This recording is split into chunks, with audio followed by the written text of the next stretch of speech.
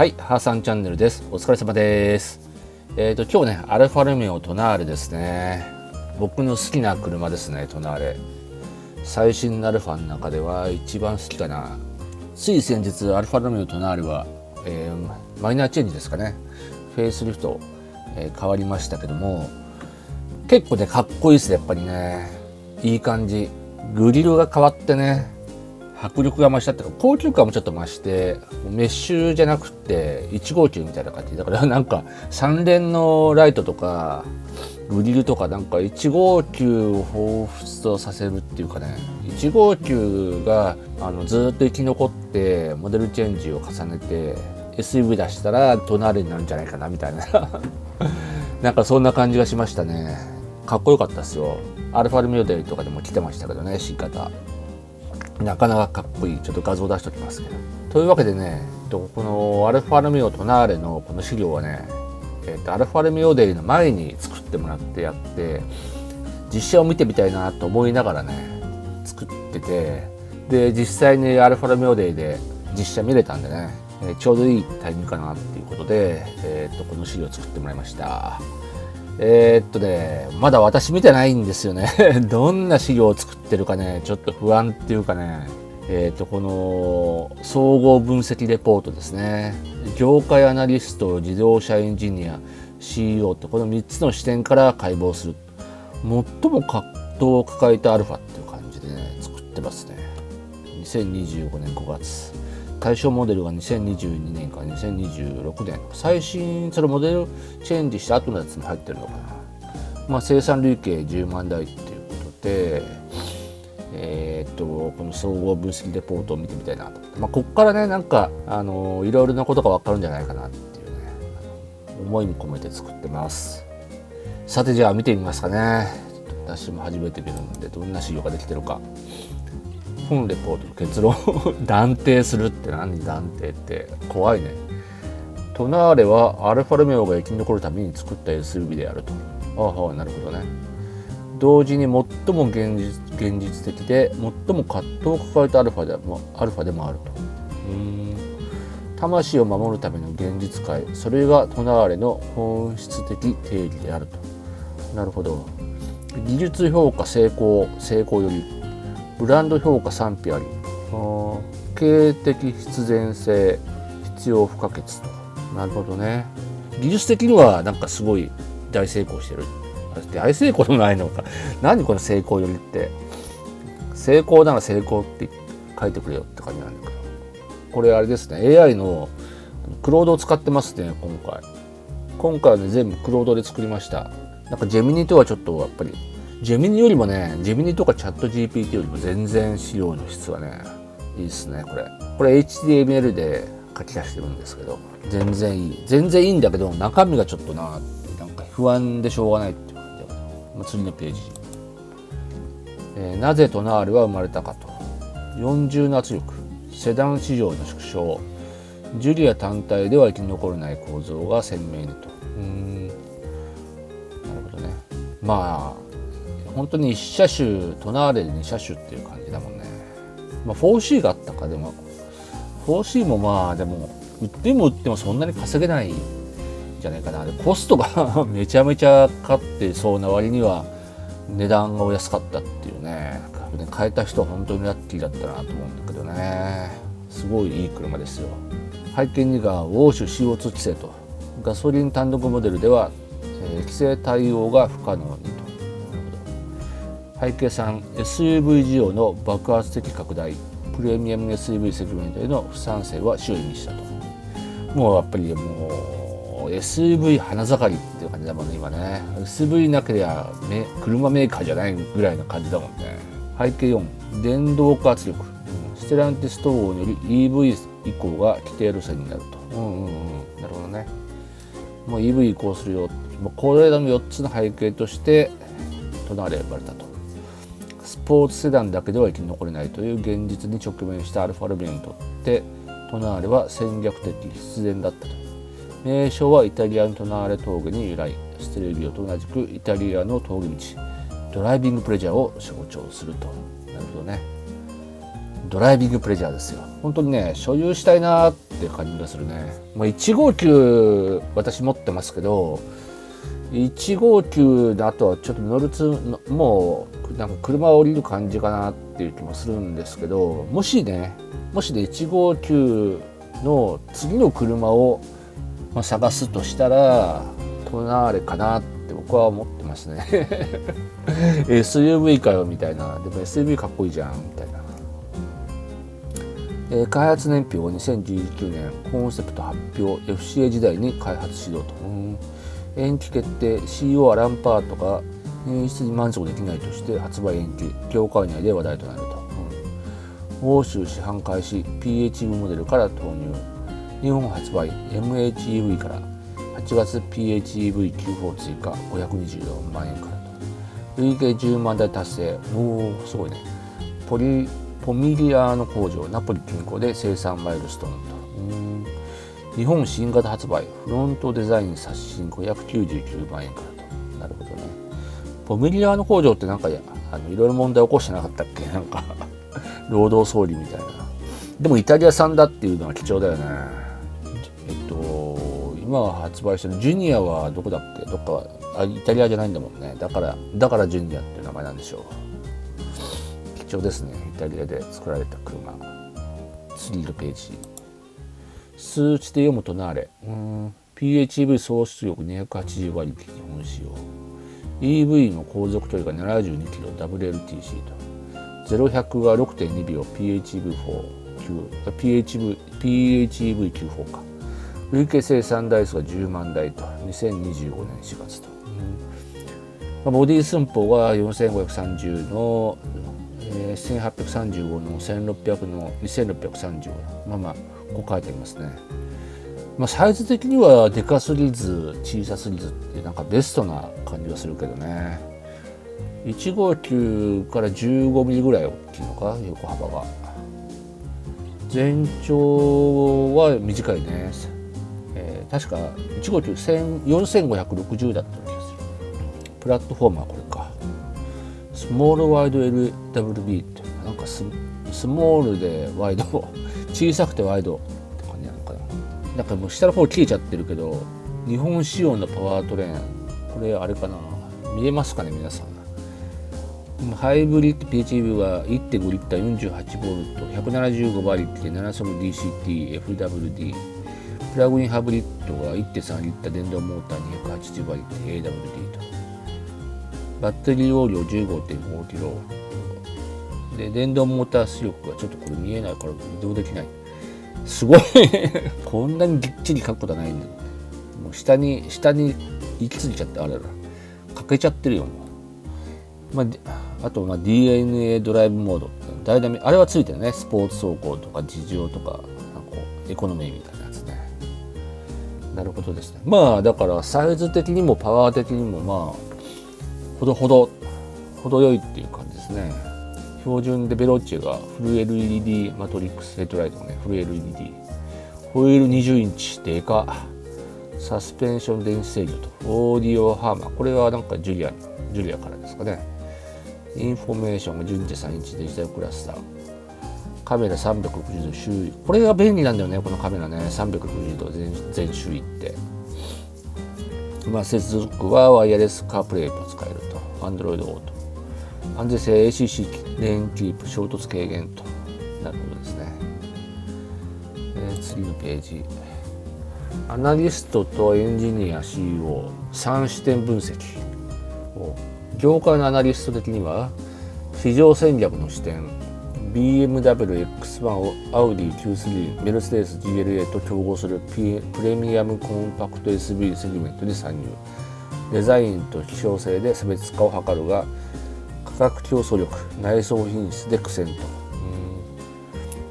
と。内装品質ってものづくりのなんか出来が悪いっていうんじゃなくて、なんかゴージャスさっていうの、高級、この値段に対しては高級感がちょっとなみたいな、なんかベンツとか比べたらなみたいな、そんな感じなのね。出来はしっかりしてると思うんだよな。最大の懸念はダッチエンジニアリング批判と。ダッチホーネットが米国で10対1以上の差で、ダッチのね、ダッチホーネットね、都内の販売台数を上回ると。ステランティス統合の光と鍵が最も色濃く出たモデルと。まあ、ステランティスってアルファロメオとやっぱダッチと比べたら、やっぱアメリカ人ダッチ買うんじゃないかね。同じプラットフォームでさ、なんか側が違うだけってやつでしょ。だったらやっぱダッチの方買うんじゃないかな。もうちょっとね、アルファのステランティスとかアルファの、まあステランティスはあれだけどアルファロメオのネーミングのね、認知度があればまた別なんだろうけどね。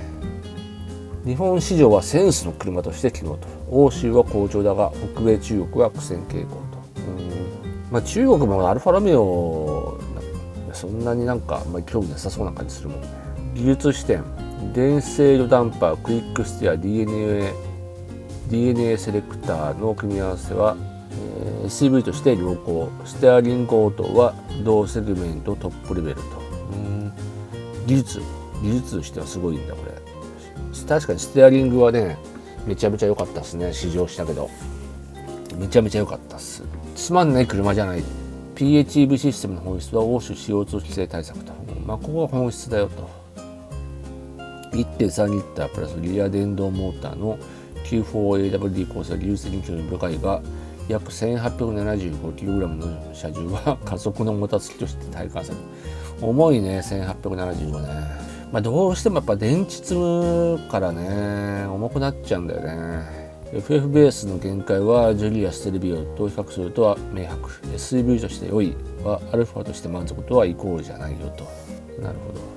経営視点、トナーレなくしてアルファロメオはサブスケールなニッチブランドに陥っていた可能性が高いと。発売延期の決断、アンパラート発言はブランド価値を守る勇気ある選択と。アンパラート発言、技術的になんかレベルじゃないみたいなで延期になったんですね。2025年5月の価格改定10から30万円値下げは市場競争力強化のシグナル。日本では特別仕様車限定車を継続投入して需要を維持する戦略を展開中。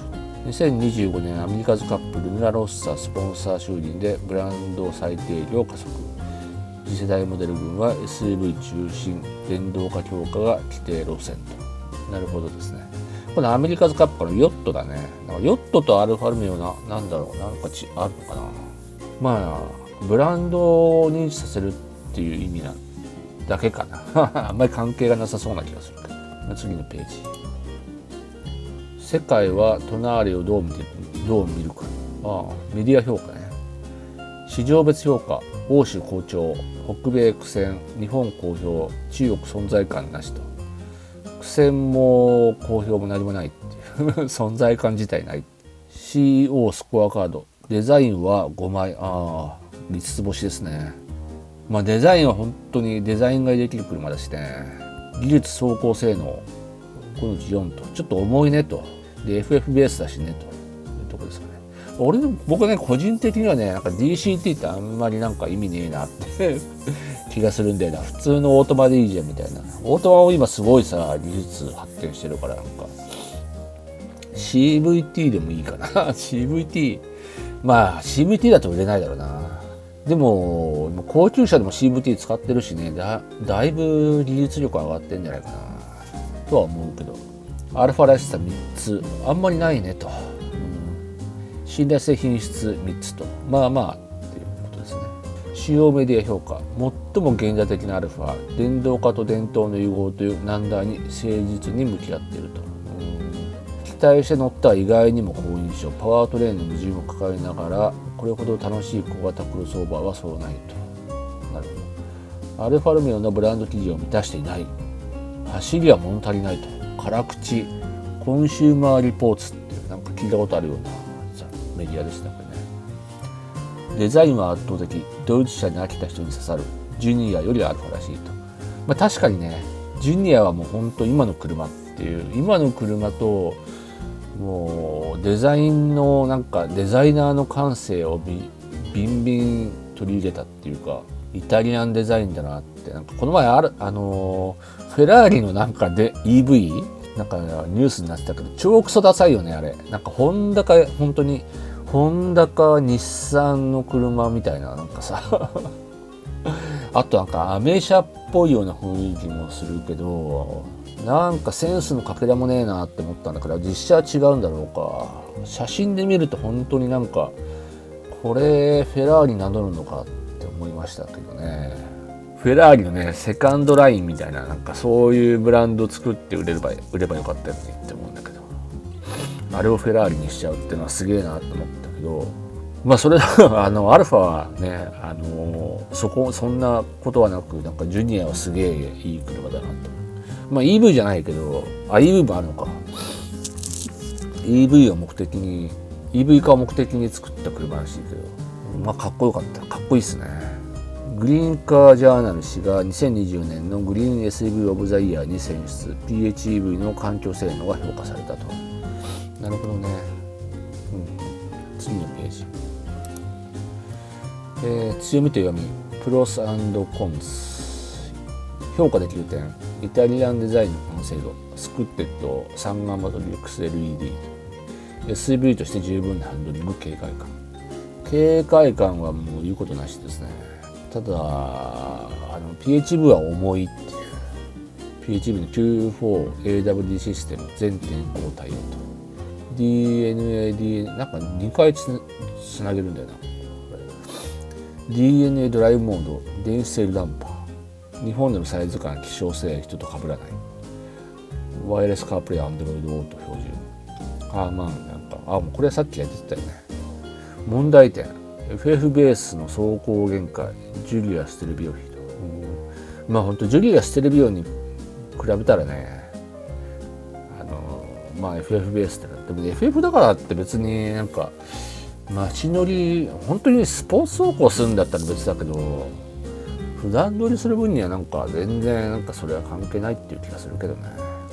むしろなんかデザイン力とかさ、こういうインテリアのデザインとか、これはイタリアンデザインとかさ、あと内装のなんかこういう装備の充実感とか、なんかこの価格にしてこの車ありみたいなよくわかんないけど、なんかその辺だと思うんだよな。リセルバリューの低さ、米国2年で 56% 減と、ご愁傷様っていう感じだね。初期型のリコール、ソフトウェア問題、6件以上と。されど6件、しかし6件って感じなのかな。6件別に多くないような気がする。ダッチホーネットとバッジエンジニアリング違反と、側が違うだけ。北米での販売不振、2024年上半期1000台以下すごいね、1000台以下か。年間半期で1000台以下か。アルファらしさの定理が曖昧。アメリカ人にとってアルファっていうとやっぱり昔のジュリアとかああいう車になるのかね。スポーツカーを安くで使い勝手がいいみたいな、デザインもよくみたいな。ちょっとアメリカ人のイメージよくわからないですけど、これもなんか D で書いてある。競合比較、コンパクトプレミアム SUV と。トナール PHEV は280馬力で675万円から762万円。デザイン希少性で発売されたと。BMW X1 は136から241。こんなに低いの？低いのって言っても十分だけど、560から640万円。内装品質、ブランド認知で優位と。内装はね、そうだろうね。あとブランド力もあるしね。アウディ Q3、150から230馬力。こんなもんなのか。560万から700万円。信頼性リセールで優位と。昔のアウディなんて本当にジジイしか乗ってなかったけどね、俺がガキの頃は。今はもう本当おしゃれなドイツ車だもんね。メルセデス GLA、136から224馬力。570から700万円。プレミアム感装備で優位と。ダッチホーネット、ちょっとこれ消えちゃってよくわからない。でも側が違うだけで高いのかもしれないね。ちょっとこの4つを並べてみると、トナールの性能すごいなっていう感じがするけどね。ただね、お値段がねって。安くても675万円だから、アウディとかGL、中古にしたらどうなんだろうな。アルファの方が値打ちがすごいのかな。でもなんか所有してるとやっぱこのデザイン希少性っていうのは非常に重要だと思うんだけどね。そのブランドでオレオレするんじゃなくてね、オレオレじゃなくてオラオラするんじゃなくて、このデザインこの希少性どうだよみたいな、そこでなんか強調できるっていうのがいいんじゃないですかね。次、中古車バイヤーズガイド。2025年はクロードはなんかすごい言わなくても分かってくれるっていうのがすごいですね。中古車バイヤーズガイドね。新車599万円からのトナーレが中古では330万円から流通お得には上記だ。この599万円ってあれかな、マイナーチェンジ前のやつかね。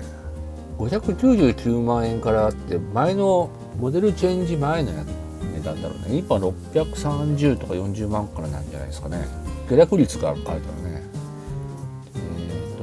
2023年式 MHEV 初期型330万から420万円と下落率 35%。3年落ちでもう 35% 落ちてるんだもんな。お得っちゃお得かもね。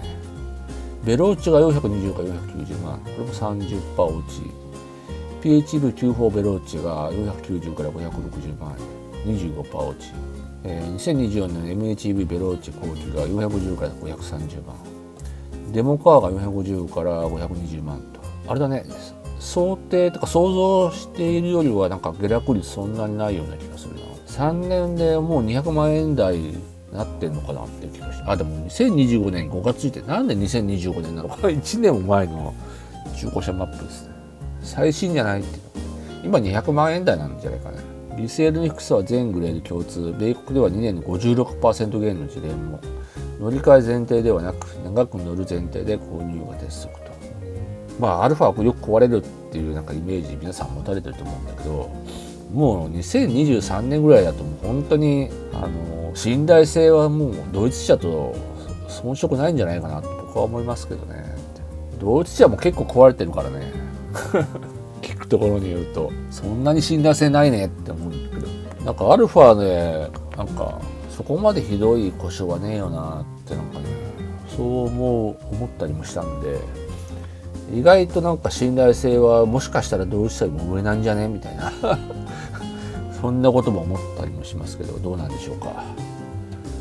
思ってる方ちょっとねコメントで教えてもらえると助かりますね。狙い目ベスト3、2023年式 MHEV ベロチェ、1.5 リッター 48V 170馬力7速 DCT FWD 全装備フル搭載グレードは新車費100から170万引きで手に入ると。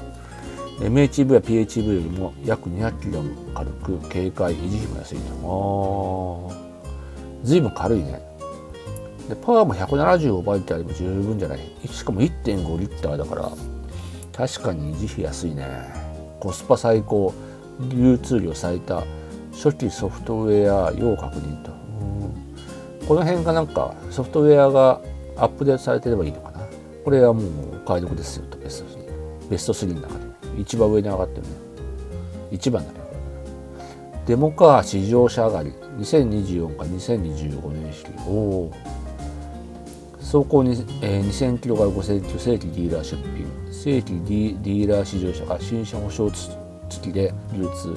高規格デザイン、装備を割安に取得可能。決算期ゴールデンウィーク前に集中と。450から520で買えるんだ。ほとんど新車同然なのに100万円安く買えると。新車保証継承後期型と。後期型っていうのはマイナーチェンジ、ややこしいけど顔つきがちょっと変わる前のやつですね。2023年式の PHEV94 ベローチ 1.3 リッター PHEV280 馬力 AWD EV72 キロ。280馬力 AWD が大幅に利益で入手可能。ただし充電設備なし。長距離専用ならメリットを押すと。バッテリー残存率の確認必須と。なんかな PHEV、EV はなんかちょっと僕はあんまり、欲しいっていうそんなにね長距離乗らないし、なんか家でも充電できるしみたいな。だったらまあいいかなっていう感じで、あんまり俺はなんかおすすめしないっていうか、まあ人好き好きだからいいかなでもこのベロいいんじゃないですか。ベローチェね420、470万。今ここれ2025年だから1年経ってるからもっと安くなってるっていう感じでしょうか。 35% だからここからもしかしたらもう400万円切ってるっていう可能性もあるよね。400万円切ってんじゃないかも。360万で買えるって感じなんだろうね。お買い得ですね。次アルファの次の一手と短期2025から2026価格戦略。2025年5月の価格改定10から30万円下げで競争力強化と。日本でも継続的な特別使用者を投入と。デザイン刷新2026年がテレフロント、これはそうダークミロンコンカープなんだかなを刷新。サンサンストラダーリにインスパイアされたシングル採用と。そうなの。サンサンストラダーリにインスパイアされたシングル。あのグリルはどっちかっていうとなんか939系の159とかね、ブレラのなんかグリルをちょっと変えてみたいなインスパイアされてあのグリルにしたのかなって思ったんだけど、どうなんでしょうかねこれ。パワートレーン米国では2リッター自然吸気268馬力を追加。日本では MHEV ヒブリダプラス PHEV94 の2本立て継続と。中期2027年から EV 移行。次世代モデル群は SUV 中心。電動化強化が規定路線。トナーレは電動化の橋渡しモデルとして起動。でももうステランティスは EV やめてハイブリッドとかエンジン車にするみたいな減損7兆円だかで忘れたけど、めちゃめちゃ減損こいてなんかね EV 化はやめるわけじゃないだろうけど、ちょっと舵を切っちゃいましたよね。どうなるんでしょうかねトナーレ。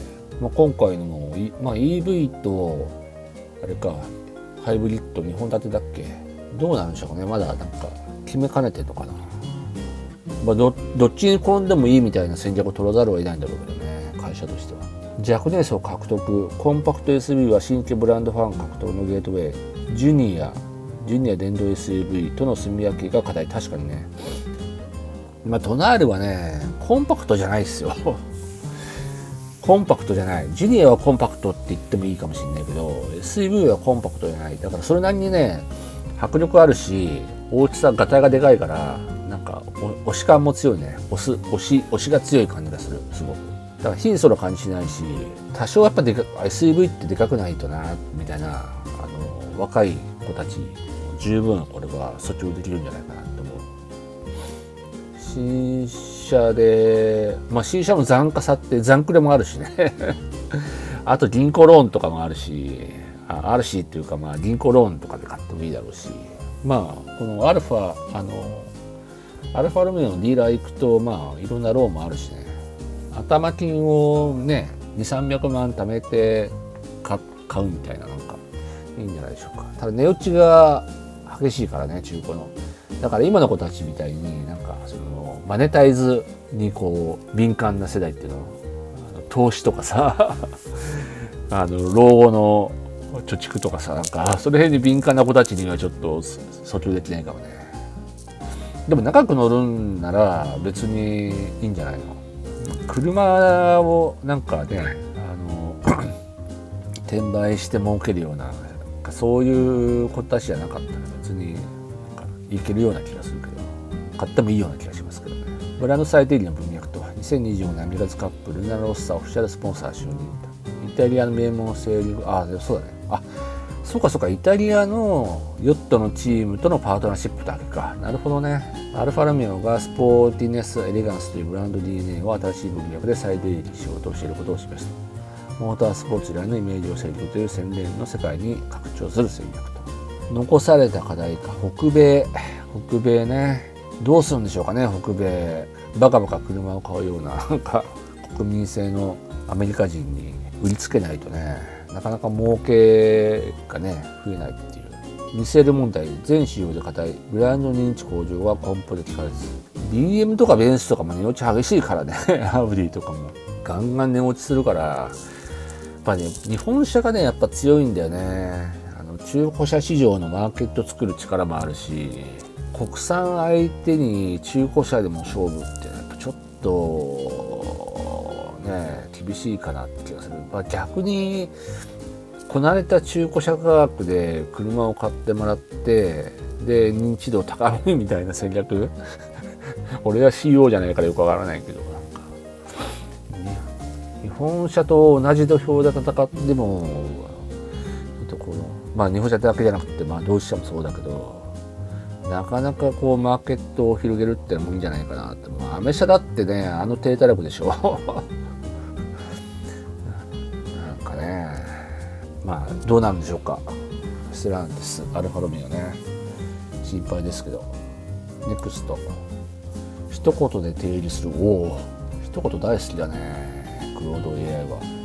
トナーレは売れるためのアルファであり、同時に生き残るためのアルファでもあると。なるほどね、一挙両得みたいな感じですかね。でも2頭を追うもの1頭を得ずみたいな格言もあるから、大丈夫ですかみたいな感じですかね。技術的評価成功より、ブランド評価賛否あり、経営的必要性必要不可欠、本質的定義、トナーレは魂を守るための現実界であると。FF ベースの限界も PHU の重量もバッジエンジニアリング批判も、それでもアルファロメオはこの SUV なくして現在の規模を維持できなかったと。葛藤を抱えたまま走り続けることを選んだブランドの最も正直な時代ですと。なるほどですね。だからトナーレがなかったらちょっとやばかったっていう。まあ僕アルファロメオのオーナーだし、アルファロメオ好きだしね。で、まあ、そっから言わせてもらうとね、トナーレはすごい、まあ、僕1号機乗ってますけど、1号機と同じ感度を持ってるんじゃないかなって、なんかそんな気がするんだよね。デザインも本当ね、1号機が本当進化して、で SUV を作ったらトナーレになるんだろうなみたいな、なんか納得感もある、腹落ち感があるっていうかね。だからおすすめできますけどね、おすすめできますよ。中古車も新車も、まあ長く乗るっていうのが条件になっちゃうんだろうけど、まあそれからまたアルファに乗り換えるとかねでも本当、まあ市場レベルでしか乗ったことはないけど、あのハンドリングは感動もんだったし、デザインも感動もんだったですね。まあ、特に今度新しくね、マイナーチェンジっていうのはフェイスリフトを行ったモデルはすげえなんかすげえなって、いいなって思ったけどね。なんか悪そうな苦虫を潰したような、なんか顔っていうのはなんか他のメーカーにはない唯一無二のデザインだなっていうふうに思いましたけどね。他のメーカーはできないだろうな、ああいうの。まあというわけで全10ページの資料を作ってもらいましたね。まあ、僕は今言ったようにトナーレめちゃめちゃおすすめするし、1号機もし乗り換えるならトナーレかなって思います。今んところトナーレかなと思います。本当乗ってる人おめでとうございますとまあ本当所有してよかったですねっていう感じですかね。でこれから乗る人本当に新しいなんかドライビングプレジャーを感じるでしょうというところです。というわけで今日の動画はここまでです。ご視聴ありがとうございました。